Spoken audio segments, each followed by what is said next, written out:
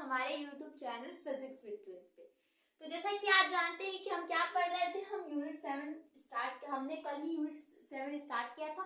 उसका first lecture upload हो गया। अगर आपने नहीं देखा है तो जाके जल्द से जल्द देख लीजिए और उसका लिंक भी मैं डिस्क्रिप्शन बॉक्स में दे दूंगी। यानी कि क्या हमने स्टार्ट किया था, हमने स्टार्ट किया था यूनिट 7 और उसका फर्स्ट लेक्चर क्या हो गया, अपलोड हो चुका है। आप जाकर चेक कर सकते हो। और आज हम पढ़ेंगे उसका सेकेंड लेक्चर, ठीक है। यानी कि आज हम यूनिट 7 का सेकेंड लेक्चर पढ़ेंगे और उसका नाम क्या है, सेकेंड लेक्चर का नाम क्या है, angular momentum of particle is conserve under the center of force. अब कोई हमसे ये नहीं पूछ रहा है कि सेंटर ऑफ फोर्स क्या होता है, या सेंटर ऑफ फोर्स कहिए या सेंट्रल फोर्स कहिए। सेंट्रल फोर्स बाकी एक ही चीज होगा, ठीक है। आप सेंटर ऑफ फोर्स कहिए या सेंट्रल फोर्स कहिए, बात एक ही हुई। तो हमने फर्स्ट जो यूनिट 7 का जो फर्स्ट लेक्चर है उसमें सेंट्रल फोर्स के बारे में डिटेल में अच्छे से समझाया था कि सेंट्रल फोर्स क्या होता है, ठीक है। तो वहीं पे उसी के क्रम में आज उसका सेकेंड लेक्चर और टॉपिक का नाम क्या है हमारा, angular momentum of particle is conserve under the center of force. पर इस टॉपिक का मतलब समझते हैं कि टॉपिक की मीनिंग क्या है, ठीक है। जैसा कि सेंट्रल फोर्स हमने कल क्या बताया था, सेंट्रल फोर्स हमने बताया था कि वो फोर्स, सेंट्रल फोर्स क्या होता है, ऐसा फोर्स होता है जो किसी फिक्स पॉइंट के कह सकते हैं कि अवे या फिर टुवर्ड क्या करता है, काम करता है, ठीक है। जैसे कि सेंट्रल फोर्स, अगर मैं खुद को सेंट्रल फोर्स मानती हूँ तो मैं क्या करूंगी, मेरे अंदर ये क्वालिटी होनी चाहिए कि मैं किसी भी चीज को, किसी भी पार्टिकल को अट्रैक्ट कर सकूं या किसी भी पार्टिकल को रिपेल कर सकूं, यानी किसी भी पार्टिकल को मैं अट्रैक्ट खींच सकूं या फिर उसको ढकेल सकूं, तब मैं एक सेंट्रल फोर्स कहूंगी, ठीक है। समझे आपको यहाँ पे आगे सेंट्रल फोर्स का मीनिंग क्या है। जैसे मैं सेंट्रल फोर्स यूनिट 7 के फर्स्ट लेक्चर में हमने सेंट्रल फोर्स को डिटेल में समझाया है, बट यहाँ पे थोड़ा बहुत मैं ब्रीफ आपको आइडिया ये दे देती हूँ कि अगर मैं सेंट्रल फोर्स हूँ तो मेरे अंदर ये क्वालिटी होनी चाहिए कि मैं किसी भी पार्टिकल को अपने ओर अट्रैक्ट कर सकूं या फिर अपने से रिपेल कर सकूं, यानी एक फिक्स पॉइंट रहेगा। यानी कि कह सकते हैं कि वो फोर्स जो कि एक फिक्स पॉइंट के, कह सकते हैं कि फिक्स पॉइंट के अवे या फिर फिक्स पॉइंट की ओर क्या होता है, लगता है, उसे हम क्या करते हैं, सेंट्रल फोर्स करते हैं। अगर आपको सेंट्रल फोर्स फिर भी समझ में नहीं आया तो आप फर्स्ट लेक्चर जाइए और वहां पे जल्द से देखिए कि सेंट्रल फोर्स क्या होता है।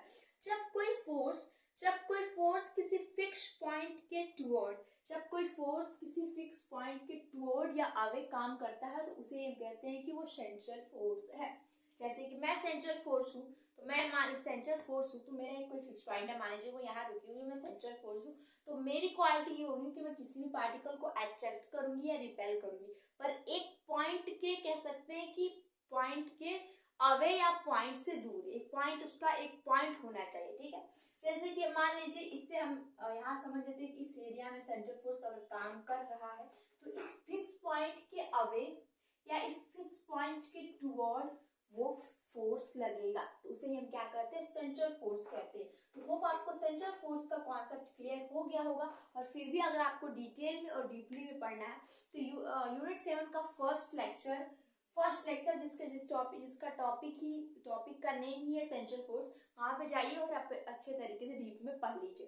और यहाँ पे आपको angular momentum of particle is conserve under the center of force, centre of force कहिए या सेंट्रल फोर्स कहिए, बात एक ही होगी। तो मैं सेंट्रल फोर्स इसलिए थोड़ा बहुत आपको कॉन्सेप्ट समझा दिया कि एक पॉइंट के अलोंग जब कोई फोर्स काम करता है, एक पॉइंट के अलोंग, यानी कि उस पॉइंट के टुवर्ड या फिर पॉइंट के, कह सकते हैं कि अवे, ठीक है। जैसे कि मैं काम करूंगी इस पॉइंट के अलोंग तो मैं इस पॉइंट पर खड़ी रहूंगी और मैं कहूंगी कि मैं इस पॉइंट से किसी पार्टिकल को रिपेल करूंगी, यानी किसी पार्टिकल को ढकेलूंगी या फिर किसी पार्टिकल को अपने ओर अट्रैक्ट करूंगी, तब मुझे कोई कहेगा कि मैं सेंट्रल फोर्स की तरह काम कर रही हूँ। पर इस पॉइंट के अलग, यानी कि यहाँ पे ही हमें रहना है, फिक्स रहना है, तब हम उसको सेंट्रल फोर्स कहते हैं, ठीक है। तो वो आपको सेंट्रल फोर्स का ब्रीफ आइडिया मिल गया होगा। और जिसको डीप में पढ़ना है वो जाके यूनिट 7 के फर्स्ट लेक्चर को अच्छे से डिटेल में पढ़ ले। और जिन्होंने पढ़ लिया है उसके लिए लेक्चर कुछ भी नहीं होने वाला है, हलवा होने वाला है, यानी कि बहुत ही आसान होने वाला है अगर आपको सेंट्रल फोर्स का कॉन्सेप्ट क्लियर है तो, ठीक है।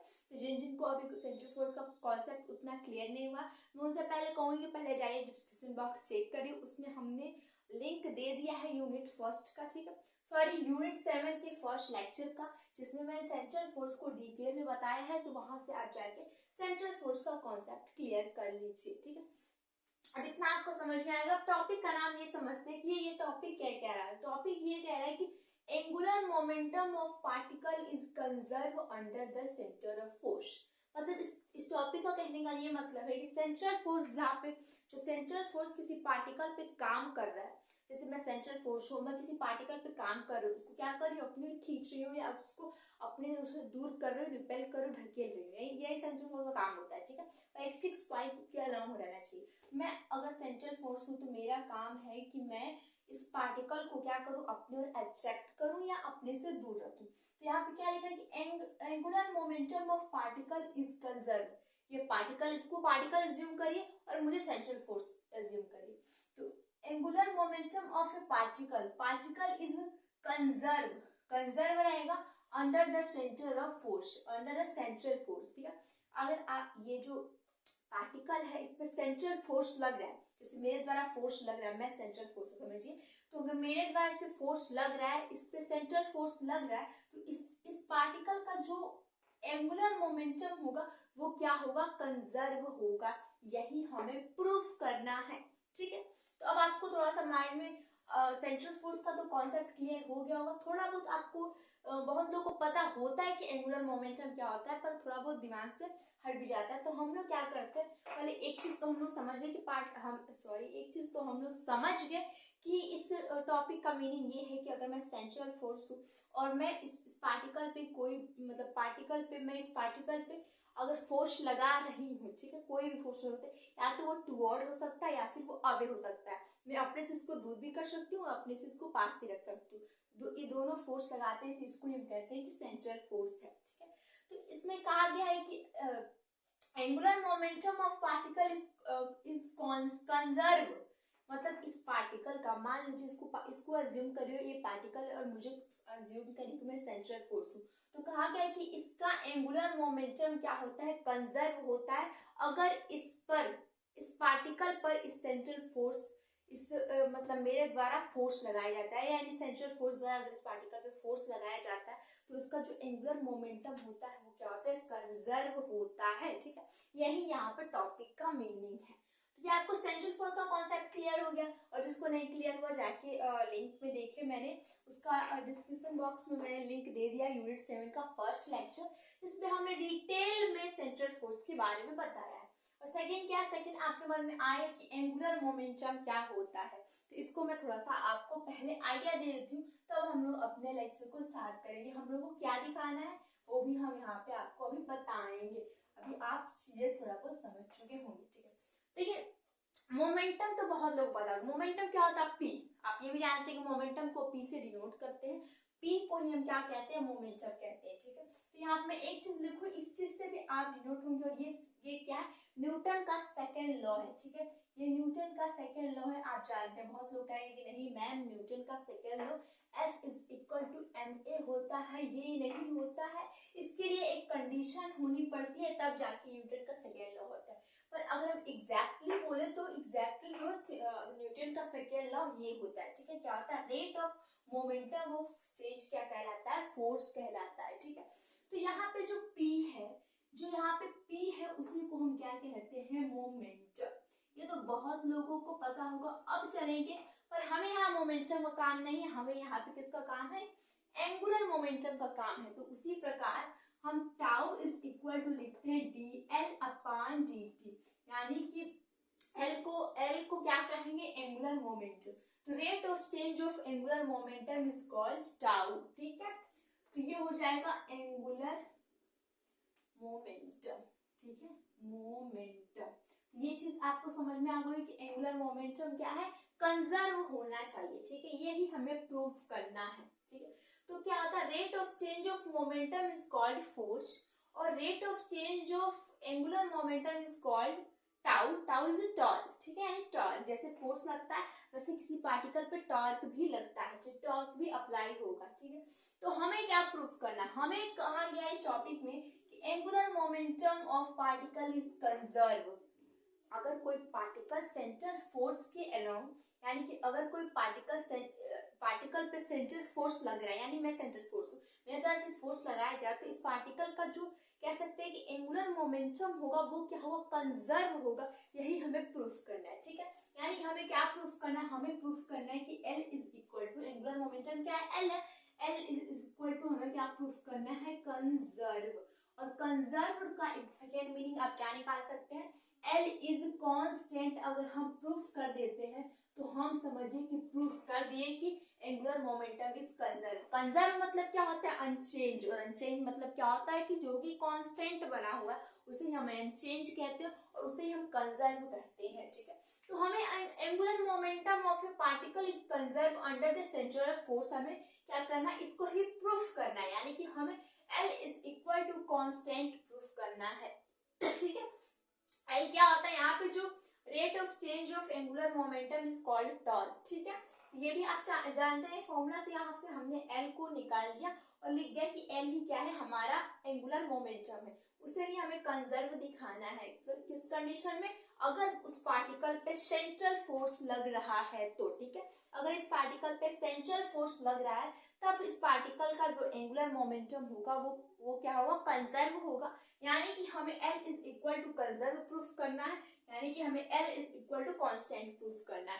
यानी सब कह सकते हैं कि मिला जुला के हमें L इज इक्वल टू अगर कांस्टेंट प्रूफ कर देते हैं तो ये चीज प्रूव हो जाएगा कि एंगुलर मोमेंटम ऑफ पार्टिकल, यानी पार्टिकल का जो एंगुलर मोमेंटम होता है वो कंजर्व होता है अगर इस पार्टिकल पे सेंट्रल फोर्स लग रहा है तो, ठीक है। तो चलिए लेक्चर को स्टार्ट करते हैं। इसको कैसे L इज कांस्टेंट हम लोग कैसे लेके आएंगे, चलिए लेक्चर को स्टार्ट करते हैं। तो अगर आपने कल वाली वीडियो देखी होगी तो उसमें मैंने क्या किया था, उसमें मैंने सेंट्रल फोर्स का जो मैथमेटिकल कह सकते हैं फॉर्मूला है हमने लिखवाया था, सेंट्रल फोर्स का मैथमेटिकल फॉर्मूला।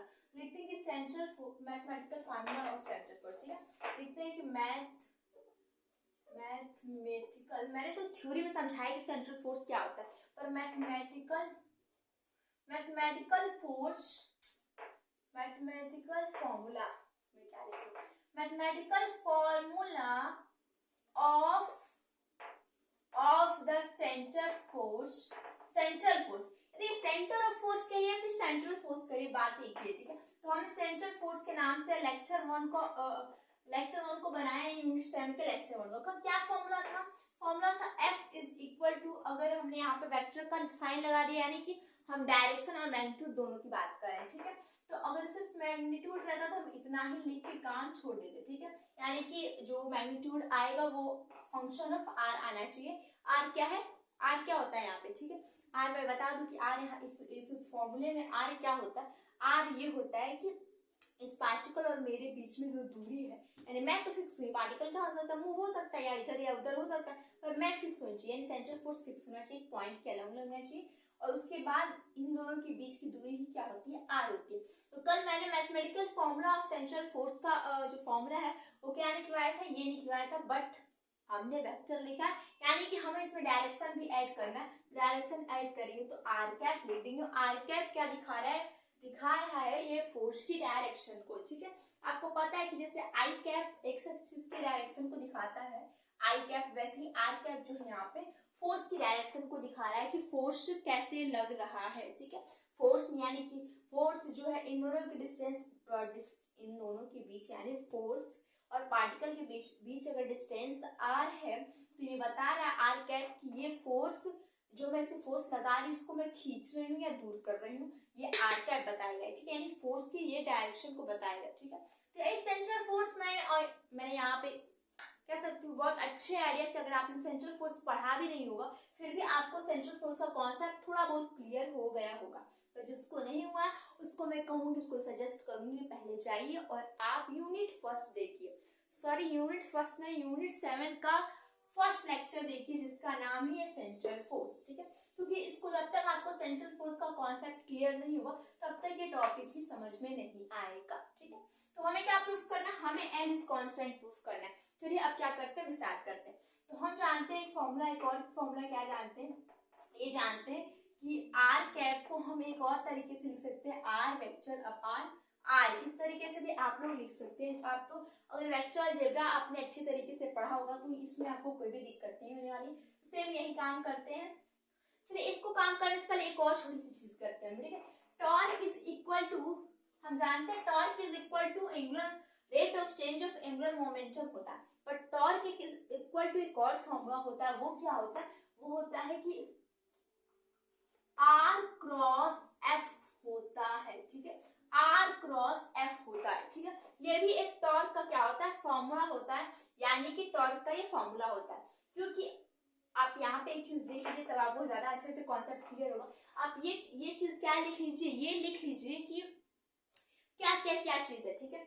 जैसे कि आर कैप को लिख लीजिए कि आर कैप क्या है, आर कैप यहाँ पे दिखा रहा है, लिखिए अच्छे से,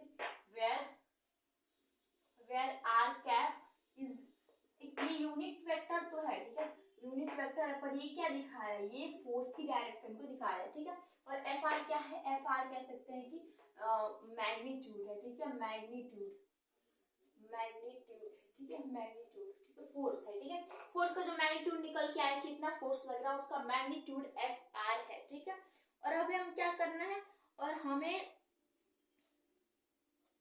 अब देखिए, अब ये हम चीज करेंगे कि अगर इस पार्टिकल पे हम फोर्स लगा रहे हैं, मुझे अगर आप सेंट्रल फोर्स एज्यूम कर रहे हैं, तो मैं इस पे अगर फोर्स लगा रही हूँ, फोर्स कैसा है, जैसे इसको भी खींच सकती हूँ, इसको मैं दूर कर सकती हूँ। तो इस पार्टिकल पे मैं अगर फोर्स लगा रही हूँ, तो इस पार्टिकल पे क्या होगा, टॉर्क भी काम करेगा। तो हम लोग इस तरीके से लिखेंगे, तो आपको ज्यादा बेटर तरीके से समझ में आएगा। ये समझ में आएगा कि हम लिखते हैं कि now torque acting on the particle, ठीक है, लिखेंगे नाउ टॉर्क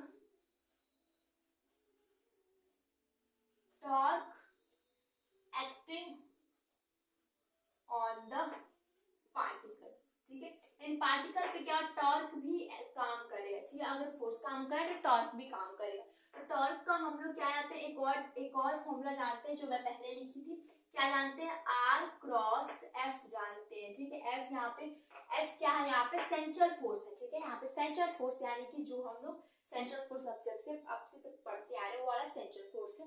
मैं देखो नीचे दिख रहा है कि नहीं, नीचे बहुत अच्छे तरीके से दिख रहा है, ठीक है। अब क्या लिखेंगे, आर लिखेंगे और क्या लिख देंगे, इसको ऐसे ही रहने देंगे, और एफ की जगह सेंट्रल फोर्स की जो मैथमेटिकल फार्मूला ये यहाँ पे ये है, तो हम उसको पुट कर लेते हैं, क्या है, आर, और लिख लेते हैं आर कैप, ठीक है, इतना लिख लेते हैं। अब नीचे हम लोग एक लाइन और बढ़ा सकते हैं, इसको क्रॉस कर दें, और इसकी जगह हम क्या कर लें, इसको ऐसे ही रहने दें, और हमने आर कैप की जगह ये चीज लिखा, उसको हम क्या कर लेते हैं, यहाँ पे कर लेते हैं पुट, ठीक है, और इसको कर लेते हैं हम लोग पुट, ठीक है। अब क्या करते हैं, इसके आगे काम करते हैं, तो इसको क्या कर लेते हैं, करते हैं इरेज। इतना आप अगर स्क्रीनशॉट कर लीजिए, हमें क्या प्रूफ करना है, ये माइंड में आपके रहना चाहिए, उनको एल इज कांस्टेंट प्रूफ करना है, ठीक है। तो चलिए इसको लीजिए स्क्रीनशॉट। अब हम चलते हैं थोड़ा सा ऊपर का, क्या करते हैं इरेज, ऊपर का हम थोड़ा सा मिटा लेते हैं, और आई थिंक आपको टॉपिक का नाम भी समझ में आ गया होगा कि टॉपिक क्या प्रूफ करना है। तो इसको भी हम मिटा लेते हैं अच्छी तरीके से, इसको क्लीन कर लेते हैं, और फिर हम लोग स्टार्ट करते हैं। तो इसके आगे हम क्या लिख सकते हैं, टॉर्क इज इक्वल टू लिख सकते हैं आर क्रॉस और एफ आर, ठीक है, एफ आर आप ऐसे ही लिख दीजिए, और आर अपॉन आर, पहले मैंने क्या किया, जो नीचे है उसको ऊपर ही नोट कर दिया। अब इसमें से जो भी मैग्नीट्यूड है उसको आप क्या कर लीजिए कि आगे लिख लीजिए। देयर इज मैग्नीट्यूड, हम जानते हैं कि एफ आर क्या होता है, मैग्नीट्यूड है, तो ये मैग्नीट्यूड है और ये भी मैग्नीट्यूड है।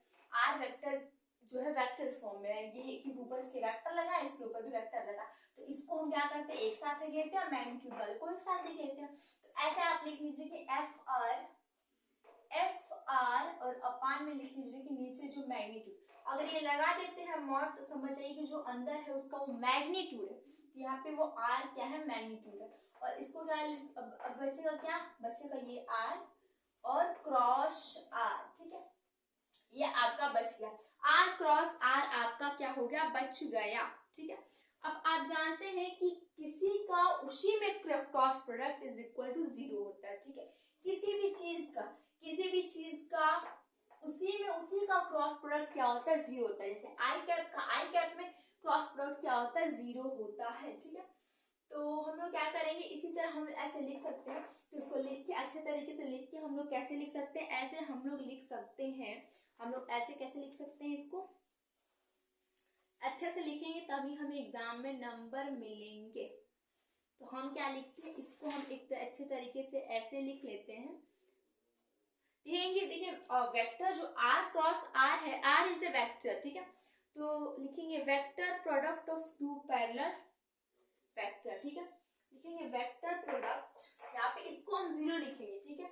आप ऐसे कर लीजिए कि r क्रॉस r को हम क्या पुट करने वाले, 0 पुट करने वाले, तो उसके बाद लिखेंगे वेक्टर प्रोडक्ट। वेक्टर प्रोडक्ट क्या होता है, क्रॉस जहां रहता है उसको हम वेक्टर प्रोडक्ट कहते हैं। तो vector product of two parallel vector is 0, ठीक है, ये 0 होता है, इसलिए मैंने इसको क्या किया यहाँ पे लिख दिया, r cross r is equal to 0। तो अब क्या होगा, इसको हम क्या करते हैं, क्लीन करते हैं, तो आगे क्या आपका आ जाएगा, आपका आ जाएगा टॉर्क इज इक्वल टू हो जाएगा Fr, और ये नीचे हो जाएगा मैग्नीट्यूड जो r है, r, ठीक है, मैं r इस तरीके से बनाती हूँ, इस तरीके से बनाती हूँ, इस तरीके से बनाती हूँ, तो आपको कंफ्यूज नहीं होना है, ठीक है। तो ये इसकी वैल्यू क्या हो जाएगी, 0 हो जाएगी, यानी क्या हो जाएगी, टॉर्क इज इक्वल टू 0 हो जाएगी, ठीक है, टॉर्क इज इक्वल टू 0 हो जाएगी। अगर इसको हम मान लेते हैं इक्वेशन नंबर, इसको अगर हम मान लेते हैं 1, होप आपको दिख रहा होगा, अगर इसको हम मान लेते हैं इक्वेशन नंबर 1 और इसको मान लेते हैं इक्वेशन नंबर 2, तो हम कह सकते हैं कि बाय इक्वेशन क्या आप लिख सकते हैं, कि बाय इक्वेशन 1 एंड 2 आप क्या लिख सकते हैं, दोनों साइड के जो लेफ्ट हैंड साइड है वो क्या है, बराबर है, तो राइट हैंड साइड भी बराबर हो जाएगा, यानी dl/dt इज इक्वल टू 0 हो जाएगा, ठीक है। तो इससे देखिए आपको क्या पता चलता है, किसी भी चीज का अगर डिफरेंशिएशन करते हैं, अगर वो 0 आता है, 0 कब आता है, जब वो जो क्वांटिटी हो वो क्या हो, कांस्टेंट हो, ठीक है। जैसे कि d5/dt करेंगे, 5 is a constant value, that's why इसका जो कहेंगे डिफरेंशिएशन का जो आंसर आएगा वो क्या आएगा, 0 में आएगा, ठीक है। तो अगर dl/dt इज इक्वल टू 0 अगर ये हमें मिल रहा है, तो इस तरीके से हम कह सकते हैं कि l इज ए कांस्टेंट, यानी l कांस्टेंट रहा होगा तभी इसका डिफरेंशिएशन हमें 0 मिला है, ठीक है। हमने कैसे भी ऐसे करके लेके आया, dl/dt इज इक्वल टू 0, यानी कि हम ये कह सकते हैं, इसका मीनिंग ये कह सकते हैं कि l is equal to constant, ठीक है। जैसे कि d5/dt is equal to constant, d5/dt इसका 5 का डिफरेंशिएशन करेंगे तो आपका क्या वैल्यू आएगी, वैल्यू 0 आएगी। क्यों 0 आएगी, क्योंकि आप जानते हैं कि 5 is a constant value, that's why इसका जो डिफरेंशिएशन होगा वो 0 आ जाएगा। सेम वैसे यहाँ पे देखिए कि dl/dt इज इक्वल टू 0, तो हम इस तरीके से कह सकते हैं कि it's mean L is constant, यानी L की वैल्यू क्या रही होगी, कांस्टेंट रही होगी, ठीक है। तो L इज कांस्टेंट, और हमें यही चीज प्रूव करना था, क्योंकि L क्या है, L है एंगुलर मोमेंटम, तो एंगुलर मोमेंटम अगर हमने कांस्टेंट प्रूफ कर लिया, दैट्स मीन हमने प्रूफ कर लिया कि एंगुलर मोमेंटम इज कंजर्व, ठीक है, कंजर्व हमने प्रूफ कर लिया, कांस्टेंट कहिए, कंजर्व कहिए, अनचेंज कहिए, बात एक ही। तो हम एक चीज लिख सकते हैं, L इज इक्वल टू हमने क्या प्रूफ कर लिया, हमने प्रूफ कर लिया कंजर्व, ठीक है, ये चीज हमने प्रूफ कर लिया, ठीक है। तो आप लास्ट में क्या लिखेंगे, हमें यही चीज जो हमने हेडिंग डाली थी, मेन यही हेडिंग यही था कि अगर कोई सेंट्रल फोर्स किसी पार्टिकल पे लग रहा है, अगर कोई सेंट्रल फोर्स, मान लीजिए मैं सेंट्रल फोर्स हूँ, ठीक है, मैं इस पार्टिकल पे क्या लगा रही, सेंट्रल फोर्स लगा रही हूँ। सेंट्रल फोर्स किस तरीके से लगाते हैं, या तो इसको दूर करते हैं या तो खींचते हैं, ठीक है। तो मैं इस पे सेंट्रल फोर्स लगा रही हूँ, मैं इसको अपनी ओर खींच रही हूँ, मान लीजिए अट्रैक्टिव फोर्स लगा रही हूँ, अपनी ओर उसको खींच रही हूँ, तो इसका जो एंगुलर मोमेंटम होगा वो कंजर्व रहेगा, ठीक है। यही हमें प्रूफ करना था, तो हमने प्रूफ करके यहाँ पे ला दिया। तो ये आपको एग्जाम में पूछता है कि आप angular momentum is conserve under the central force, ठीक है। तो अब हम लोग क्या लिखेंगे, लिख सकते हैं लास्ट में इट्स मीन हम लोग क्या लिख सकते हैं, इस तरीके से हम लोग लिख सकते हैं, लास्ट में आप अच्छा तरीके से लिखेंगे तो अच्छा, L is constant, L is conserve, आपने प्रूफ कर दिया। अब इसको क्या करते हैं इरेज, और अच्छी तरीके से क्या करते हैं, लास्ट में हम लोग अच्छी तरीके जैसे सज जाते हैं, वैसे लास्ट में अच्छी तरीके से आप लिखेंगे कि इसका मीनिंग क्या होगा, लिखेंगे कि इट्स मीन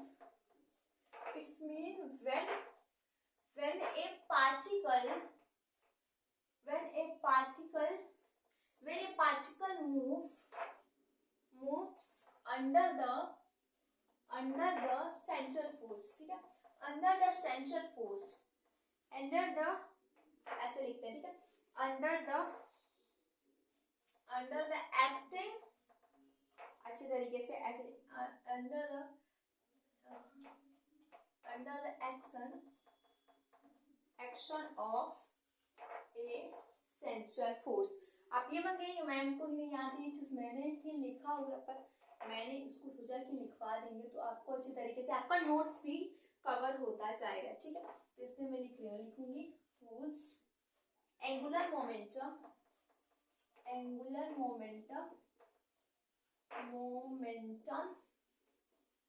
इज कंजर्व, ठीक है, कंजर्व, ठीक है। तो आपके माइंड में एक चीज आना चाहिए, यहाँ पे ये चीज आना चाहिए आपके माइंड में कि मैम ने बताया कि अगर कोई फिक्स पॉइंट है, ठीक है, उस फिक्स पॉइंट के अलोंग अगर कोई पार्टिकल, मतलब मैं इस पे फोर्स लगा रही हूँ या मैं इस पे फोर्स अगर लगा रही हूँ, ठीक है, तो इसका मैंने कहा कि इस पार्टिकल का जो एंगुलर मोमेंटम कंजर्व होता है। तो एंगुलर मोमेंटम कंजर्व मतलब क्या? एंगुलर मोमेंटम कि अगर ये मुझे क्या कर रहा है, मेरे चारों ओर अगर ये गोल गोल घूम रहा है तभी तो एंगुलर मोमेंटम ही आएगा। एंगुलर मोमेंटम कहाँ पे आता है? जहाँ पे कोई चीज सर्कल टाइप की होती है, ठीक है। तो अगर ये मान लीजिए फिक्स ये पॉइंट, मैंने क्या कहा, जो सेंट्रल फोर्स है वो फिक्स भी होना चाहिए। मैं फिक्स हूँ, ठीक है, और मैं इसे फोर्स लगा रही हूँ, ठीक है, फोर्स लगा रही, तो ये ऐसे ऐसे ऐसे ऐसे क्या हो रही है, मूव हो रही है, ठीक है, यानी कि मैं फिक्स हूँ और मेरे चारों ओर ये गोल गोल घूम जा रही है, तो इसी का हम कहेंगे इस पार्टिकल का एंगुलर मोमेंटम क्या होगा, कंजर्व होगा, ठीक है। तो एक चीज आप यहाँ पे आपके दिमाग में ये चीज ख्याल आना चाहिए कि सेम ये कंडीशन किसकी बन रही, सेम ये कंडीशन इसकी बन रही कि बीच में होता है सन, ठीक है, बीच में होता है सन, बढ़ाना बीच में होता है सन, और पृथ्वी क्या करती है, सेम टू सेम ऐसे ही कार्य करती है कि इसके चारों ओर क्या करती है, घूमती है, ठीक है। तो कह सकते हैं जैसे हमने एग्जांपल सेंट्रल फोर्स में मैंने एग्जांपल दिया था कि अर्थ का जो ग्रेविटेशनल फोर्स लगता है वो भी एक सेंट्रल फोर्स है। तो सेम यही हो जाएगा कि अगर हम इस केस में देखें, सन के केस में देखें, हम सन के केस में देखें, तो अगर सन के केस में देखें तो जो पृथ्वी का जो अर्थ का भी, ये अर्थ को एज ए पार्टिकल मानिए और सन को एज ए समझिए कि सेंट्रल फोर्स है, और इसके द्वारा इस पर कुछ सेंट्रल फोर्स लगाया जाता है। तो हम कह सकते हैं जो फोर्स, जो कह सकते हैं कि अगर अर्थ को पार्टिकल मानते हैं और जो बीच में मैं फिक्स थी उसको सन मानते हैं, तो इस हिसाब से हम ये भी कह सकते हैं कि अर्थ का जो एंगुलर मोमेंटम है वो भी कंजर्व होना चाहिए आपके इस फिजिक्स के अनुसार। अगर हमने यहाँ पे प्रूफ कर दिया है कि कोई पार्टिकल है और किसी फिक्स पॉइंट के अलोंग इस पर फोर्स लग रहा है, ठीक है, मैंने कितनी बार कहा कि सेंट्रल फोर्स क्या होना चाहिए, फिक्स पॉइंट होना चाहिए, ठीक है। मान लीजिए फिक्स पॉइंट के अलोंग इस पर फोर्स लग रहा है, ठीक है, अब ये फोर्स लग रहा है तो क्या करेगा ये, क्या तो मतलब इसे फोर्स खींच रहे होंगे या तो इसको दूर कर रहे होंगे, ठीक है। तो ऐसे मान लीजिए कि ये क्या कर रहा है, इसका एंगुलर मोमेंटम यानी कि इस पे हम फोर्स लगाते जा रहे हैं, तो ऐसे ये गोल गोल गोल गोल घूमते जाएगा, ठीक है, मेरे पूरे ऐसे गोल गोल मेरे घूमते जाएगा, ठीक है, तभी एंगुलर मोमेंटम बनेगा ही बनेगा।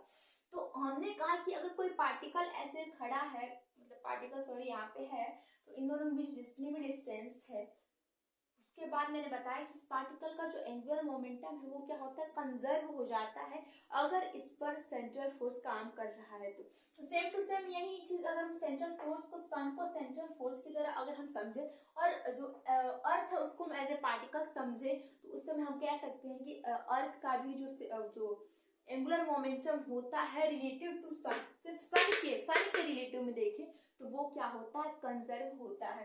तो एज एग्जाम्पल आप इस तरीके से लिख सकते हैं जैसे आपकी बुक में लिखा भी हुआ, मैं आपको दिखा सकती हूँ आपकी बुक में क्या लिखा हुआ है। जैसे मैं यूनिट 7 लिखूं, यूनिट 7,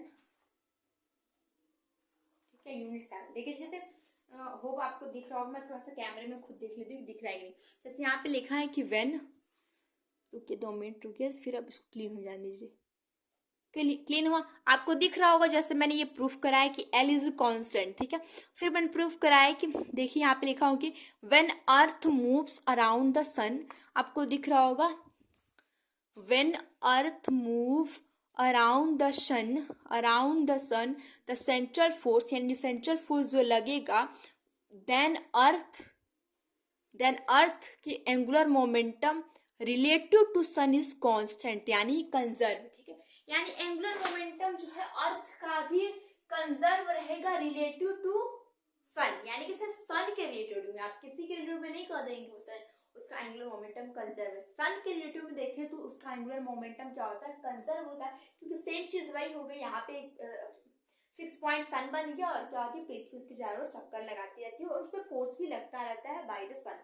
तो इस वजह से हम कह सकते हैं कि अर्थ का जो सेंट्रल फोर्स, अर्थ के सेंट्रल फोर्स का जो अर्थ का जो फोर्स होता है वो एक प्रकार का सेंट्रल फोर्स है, ठीक है। अर्थ का जो फोर्स होता है एक प्रकार का सेंट्रल फोर्स है। तो अर्थ का क्या सेंट्रल फोर्स लिखे, तो क्या होता है G m1m2 by are square होता है। और आर क्या होता है, वो अर्थ की रेडियस होती है। और आप ये भी समझ लीजिए कि पृथ्वी क्या करती है, किसी भी सामान को अपने ओर खींचती है। तो किसी सामान को अपने ओर खींच रहे हैं यानी कि एक प्रकार का अट्रैक्टिव है, अपने ओर खींचा हुआ तो माइनस आर का हम लोग लगा देते हैं, ठीक है। और माइनस को फिर क्या कर लेते हैं, आगे कर लेते हैं। ये अगर आप विथ द डायरेक्शन आप अर्थ के फोर्स का अगर आप देखते हैं, सॉरी, अर्थ के द्वारा जो फोर्स मतलब लगाया जाता है वो चीज आप उसके जो हमने अर्थ के लिए जो फाइंड आउट फोर्स किया गया है उसका सेम आप अगर मैग्नीट्यूड लिखते हैं और डायरेक्शन लिखते हैं तो साइन आपको माइनस लिखना पड़ेगा, क्योंकि वो क्या होता है, एक प्रकार का अट्रैक्टिव फोर्स होता है। तो आप एग्जांपल के रूप में आप लिख सकते हैं कि अर्थ के लिए भी हो सकता है कि अर्थ के लिए भी हम कह सकते हैं कि अर्थ का भी एंगुलर मोमेंटम कांस्टेंट होगा रिलेटिव टू सन। अर्थ का भी एंगुलर मोमेंटम कांस्टेंट होगा, कंजर्व होगा रिलेटिव टू सन, ठीक है। तो यही आपका बुक में लिया हुआ और एल इज कांस्टेंट आपको समझ में आ ही गया होगा। तो होप आपको वीडियो अच्छी लगी होगी। तो वीडियो को क्या कीजिएगा, सबसे पहले लाइक करने से पहले शेयर करिएगा, ठीक है। तो होप आपको वीडियो अच्छी लगी होगी। तो वीडियो को लाइक कीजिएगा, चैनल को सब्सक्राइब कीजिएगा और कमेंट करना मत भूलिए। कि कमेंट करते हैं तो हमें क्या होता है, मोटिवेशन मिलता है और हम कुछ और भी बेटर आपके लिए कर सकते हैं। और सेकेंड चीज मैं ये बोलना चाहूंगी, यहाँ पे सिर्फ मैं कॉन्सेप्ट को समझाती हूँ। आइडिया में मैंने आज यहाँ पे 9 बाय 9 नोट्स भी लिखवाया है, बट यहाँ पे सिर्फ कॉन्सेप्ट को क्लियर करते हैं हम, कॉन्सेप्ट जो है कुछ समझाते हैं। अगर इस और लेक्चर वाइज जो नोट्स होता है वो मैं अपने टेलीग्राम चैनल पे क्या करती हूँ, प्रोवाइड कराती हूँ। तो जिस लोगों ने जो लोग जुड़ चुके होंगे उनके लिए मैं शुक्रिया करूंगी। और जिन लोगों ने अभी तक हमारे टेलीग्राम चैनल से ज्वाइन नहीं हुआ है उनसे मैं रिक्वेस्ट करूंगी कि आप जल्द से जल्द मेरे टेलीग्राम चैनल से ज्वाइन हुई, जिससे कि मैं लेक्चर वाइज जो नोट्स प्रोवाइड कराती हूँ वो आपको मिल जाए, आप तक पहुंचे। और आप वैसा अगर लिखते हैं एग्जाम में तो मैं आपको गारंटी देती हूँ कि आपका और से बेटर नंबर आएगा, क्योंकि वहाँ पे जो मैं नोट्स लिखवाती हूँ वो मैं खुद के हाथ से बनाती हूँ, ठीक है। तो वहाँ मैं देखती हूँ कि किस तरह से लिखेंगे तो आपको ज़्यादा मार्क्स मिलेंगे। मेरे साथ मिला जुला के मैं ये कह सकती हूँ कि टेलीग्राम चैनल को मेरे ज्वाइन कर लीजिए, उसका लिंक डिस्क्रिप्शन बॉक्स में आपको मिल जाएगा, ठीक है। तो आज का टॉपिक का नाम क्या था, आज के टॉपिक का नाम था angular momentum of a particle is conserve under the central force, ठीक है। ये आपको अब तो याद हो गया होगा टॉपिक का नाम। मिलते हैं नेक्स्ट लेक्चर में नए टॉपिक के साथ, ठीक है। तो बाय बाय, चलते हैं, मिलते हैं। खुश रहिए, पढ़ते रहिए क्योंकि एग्जाम बहुत करीब आ चुका है। और खुश रहिए, मम्मी पापा को अपने खुश करिए, मम्मी पापा को अपने प्राउड फील कराइए। बाय बाय बाय, ठीक है। मिलते हैं नेक्स्ट लेक्चर में नए टॉपिक के साथ।